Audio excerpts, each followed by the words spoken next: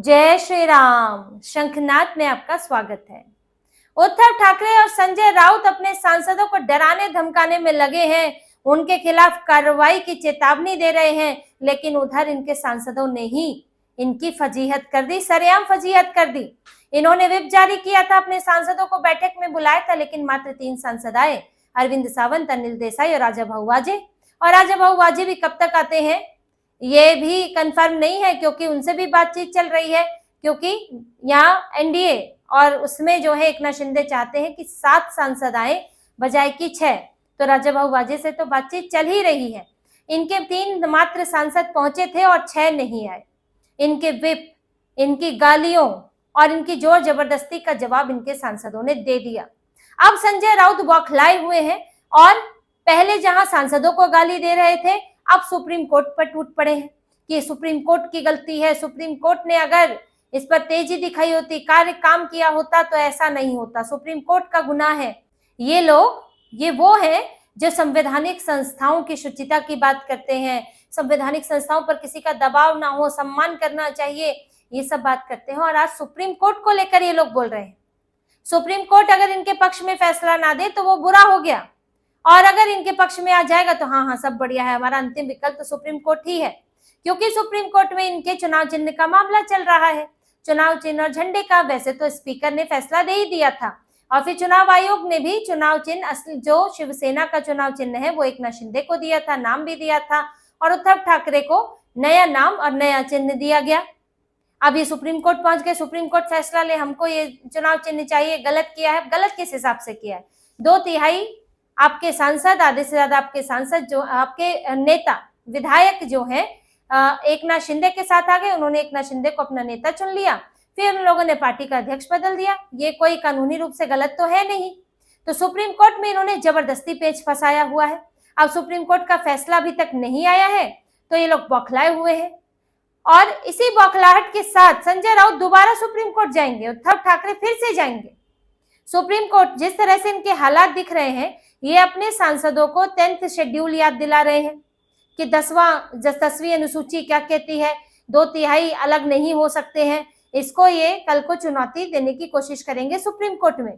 ममता बनर्जी भी गई थी हाई कोर्ट, लेकिन हाई कोर्ट ने क्या कहा कि ऋतुव्रत बनर्जी ही विधायक दल के नेता हैं, उनको नेताओं ने, विधायकों ने चुना है, आधे से ज्यादा विधायकों ने चुना है, तो वो कैसे गलत हो सकता है। अब यहाँ भी वही बात है कि 2/3 सांसद जा रहे हैं, तो आप उन्हें कैसे रोक सकते हैं। इसमें 10 शेड्यूल में आप बात करेंगे कि पार्टी का विलय हो सकता है। 10 शेड्यूल है क्या? देखिए, वो कहता है कि पार्टी के, एक पूरी पार्टी का विलय हो सकता है, उसमें उसके लिए आपको 2/3 सांसदों के, विधायकों की मंजूरी की जरूरत होती है। अब 1/3 जो बचते हैं उसमें वो उनकी सदस्यता खारिज नहीं होती, भले ही वो विलय में के लिए मंजूरी दे या ना दे, या पार्टी से अलग हो जाए, उनकी सदस्यता खारिज नहीं होगी। लेकिन एक पार्टी के तौर पर आप विलय कर सकते हैं, सांसदों के तौर पर विलय नहीं कर सकते। दल बदल कानून की बात वो करता है। फिर इसमें कुछ संशोधन भी हुए हैं, और ये देखिए, ये जो स्पीकर हैं उनके विवेक पर भी होता है। दल बदल कानून क्यों लगा था? जब आया राम गया राम वाली स्थिति हो गई, जब सरकार गिराने के लिए खरीद फरोख्त होती है कि आपने कहीं पर बहुमत के लिए 4-5 आंकड़े ही अतिरिक्त है, तो आपने 5-6 विधायक खिसका दिए, सांसद खिसका दिए, उनको पैसा दे दिया, और फिर इस तरह मतलब अपने सरकार गिरा दी। तो ये जो खरीद फरोख्त होती है, ऐसे में दल बदल कानून को लेकर स्पीकर बहुत सख्त होते हैं कि ऐसे पैसा देकर सरकार गिराने बनाने का काम नहीं होना चाहिए। लेकिन ये जो मामला है, इस मामले में कहीं ना कहीं सांसदों की एक व्यक्तिगत स्वतंत्रता भी है। अगर मान लीजिए आप अपने जो नेता हैं उनसे खुश नहीं है, उनके तरीकों से खुश नहीं है, उद्धव ठाकरे जिस तरह तुष्टीकरण की राजनीति कर रहे हैं और इनके सांसद चाहते हैं कि भाई हम हिंदुत्व पर बने रहे, तो उनके पास क्या विकल्प है?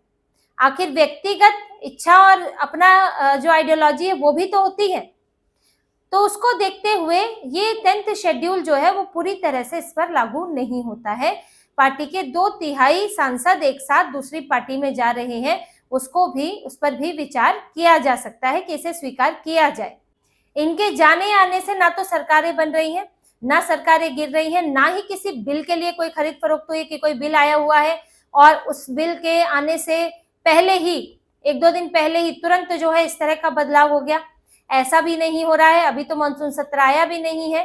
तो यहाँ एक साफ दिखता है कि सांसद जो है वो अपनी नाराजगी नाखुशी के चलते पार्टी बदल रहे हैं। फिर सांसदों ने जब स्पीकर ओम बिरला से मुलाकात की, इन 6 सांसदों ने, उन्होंने बताया भी कि उद्धव ठाकरे अपनी पार्टी का कांग्रेस में विलय करने वाले हैं। इसकी चर्चा चल रही है कि यूबीटी और कांग्रेस का विलय हो जाए। अब हम इसको स्वीकार नहीं कर सकते, हम कांग्रेस के साथ विलय नहीं करना चाहते। तो अब हमारे पास क्या विकल्प बचता है? तो क्या हम पार्टी छोड़ दें? क्या हम सांसद ही छोड़ दें? तो ऐसे में हमारे पास ये विकल्प है कि हम इस विचारधारा को छोड़ के उसके पास जाएं जो हमारी विचारधारा से मेल खाते हैं। और ये बात अकेले सांसदों ने नहीं बोली है, ये दावा किया जा रहा है कि संजय राउत इस कोशिश में थे कि यूबीटी और शरद पवार की पार्टी का कांग्रेस में विलय करा दें और 2028 के लिए अपनी राज्यसभा की सीट पक्की कर ले। अब इतना काम करेंगे तो राज्यसभा तो एक कांग्रेस उन्हें दिला ही सकती है। 2028 में उनका कार्यकाल जो है वो खत्म हो रहा है। अब संजय राउत के असली मंसूबे भी सामने आ रहे हैं। ये जो बयानबाजी अब इस तरह से जब खुलकर होने लगी है तो पार्टी के अंदर क्या चल रहा था ये दिख रहा है। अब जो सांसद इससे खुश नहीं थे वो पाला बदल रहे हैं और उद्धव ठाकरे क्या करने जा रहे थे, किस पर विचार चल रहा था, ये भी सामने आ रहा है। तो शिवसेना यूबीटी अगर कोर्ट जाती भी है इसे लेकर, कल को स्पीकर अगर जो 6 सांसद हैं उनका पार्टी बदलना जो है स्वीकार कर लेते हैं, फिर ये सुप्रीम कोर्ट में जाएंगे तो सुप्रीम कोर्ट में भी इन्हें हार ही मिलने वाली है।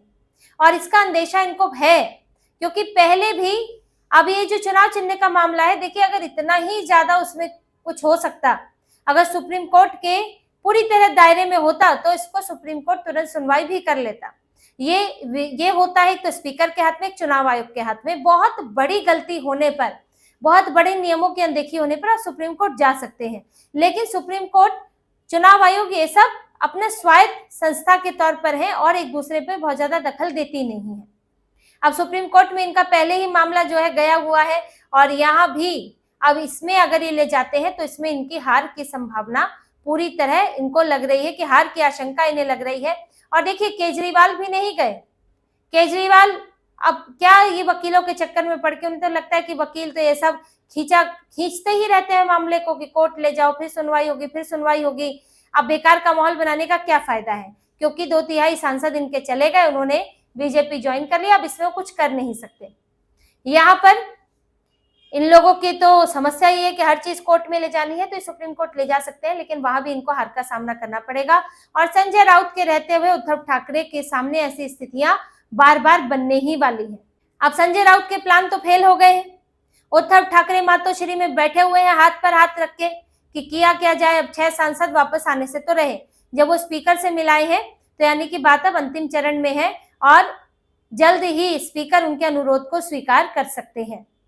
और उद्धव ठाकरे मात्र 3 सांसदों या 2 सांसदों के साथ उन्हें अपनी पार्टी चलानी पड़ेगी। संजय राउत की भी जो बार्गेन पावर थी कि भाई देखो मैं इतनी बड़ी शिवसेना शामिल कर रहा हूँ, उसमें से इतने 9 सांसद, इतने 20 विधायक शामिल कर रहा हूँ, अब वो बार्गेनिंग पावर भी उनकी खत्म हो जाएगी। उद्धव ठाकरे को भी इंडिया गठबंधन में वो बहुत ही छोटे स्तर पर रह जाएंगे, मात्र 3 सांसद वाले।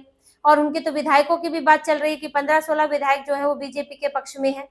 तो संजय राउत की सलाह उद्धव ठाकरे पर भारी पड़ रही है। और अगर सुप्रीम कोर्ट जाते हैं, जिस तरह से सुप्रीम कोर्ट को घसीटा है संजय राउत ने, वो भी इनको नुकसान ही करने वाला है। आप जिस संस्था के पास जा रहे हैं न्याय के लिए, आप उसी संस्था को गाली दे रहे हैं और जब आपके पक्ष में आता है तब आप जो है बढ़िया बढ़िया फूल बरसाते हैं। तो ये जो संजय राउत ने बोला है उसका संज्ञान तो जज भी लेंगे, बातें तो उन तक भी पहुंचती हैं। और किस तरह से अपनी फ्रस्ट्रेशन निकाल रहे हैं ये पूरी जनता देख रही है। गाली दे रहे हैं और कह रहे हैं इस गाली को बीप भी मत करना। तो ये सब क्यों करता है आदमी, गाली गलौज पर क्यों उतरता है? कई और पार्टियों के सांसद गए क्या सब गाली गलौज कर रहे हैं? गाली गलौज पर वही उतरता है जिसे लगता है कि अब हाथ से बड़ी चीजें छूट रही हो और आप कुछ नहीं कर सकते। वही संजय राउत का हाल है। और ठाकरे वो तो अब समझ लीजिए कि पार्टी अब यहाँ से गई वहां से गई, इतने छेद पार्टी के अंदर हो गए, इतनी जगह से टूट फूट गई है कि उनके हाथ में अब कुछ नहीं रह गया है सिवाय अब सरेआम, मतलब अब इनकी बेइज्जती होने की इनकी पार्टी की, और इनकी अब खुले तौर पर इनकी पार्टी के अंदर जो समस्याएं चल रही हैं, जिस तरह की नाराजगी है, जिस हाल में पहुंच गई है, वो अब सामने आने के बाद इनकी पार्टी, इनके लोग जो है मुंह दिखाने लायक नहीं रहे हैं। तो इसी तरह की और खबरें और विश्लेषण आपके लिए लाते रहेंगे। हमसे जुड़े रहिए, सब्सक्राइब कीजिए, कमेंट कीजिए। बहुत बहुत धन्यवाद।